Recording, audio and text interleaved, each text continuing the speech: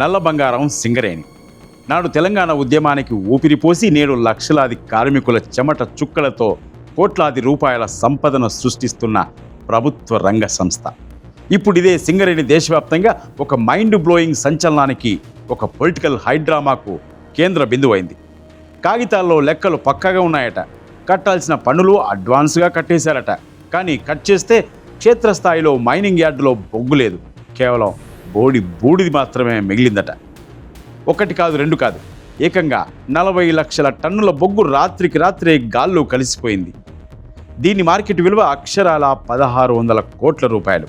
మందమర్రి, శ్రీరాంపూర్, రామగుండం, ఇల్లందు, సింగరేణికి గుండెకాయ లాంటి ఏరియాల్లో రికార్డుల ప్రకారం ఉండాల్సిన బొగ్గు మచ్చుకైనా కనిపించకపోవడంతో తెలంగాణ రాజకీయాల్లో ఒక్కసారిగా కార్చిచ్చు రగిలింది. కాంగ్రెస్ ప్రభుత్వం సింగరేణిని ఏటీఎంలా వాడుకుంటుందంటూ మాజీ మంత్రి హరీష్ రావు నేరుగా కేంద్రానికి లేఖ రాసి సిబిఐ విచారణకు డిమాండ్ చేశారు. బొగ్గు మాయాన్ని నిరూపించలేకపోతే రాజీనామా చేస్తా అని హరీష్ రావు విసిన సవాల్ ఇప్పుడు స్టేట్ పాలిటిక్స్ను కుదిపేస్తోంది. ఇక ఈ ఆరోపణలపై కేంద్ర మంత్రి కిషన్ రెడ్డి అంత వేగంగా రెస్పాండ్ అయ్యారు. సీఎం రేవంత్ రెడ్డికి లేఖ రాస్తూ తక్షణమే ఉన్నత స్థాయి అత్యవసర విచారణ జరపాలని కోరారు.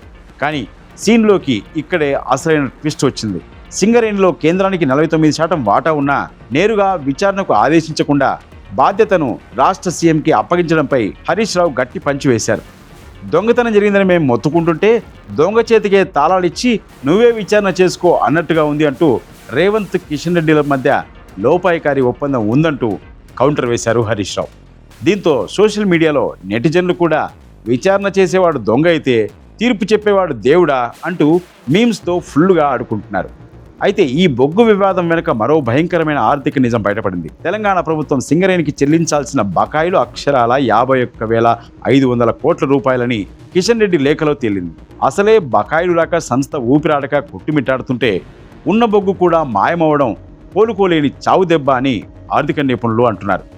మరోవైపు కాంగ్రెస్ ప్రభుత్వం ఈ ఆరోపణలను పూర్తిగా కొట్టిపారేస్తోంది.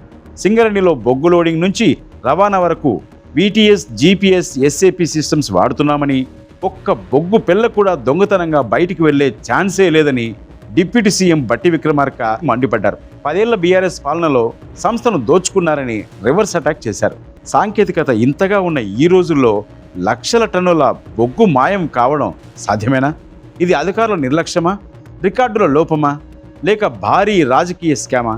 ఏదేమైనా మొత్తానికి ఈ పొలిటికల్ గేమ్లో అంతిమంగా బలిపశువు అవుతోంది మాత్రం సంస్థను నమ్ముకున్న లక్షలాది మంది కార్మికులే.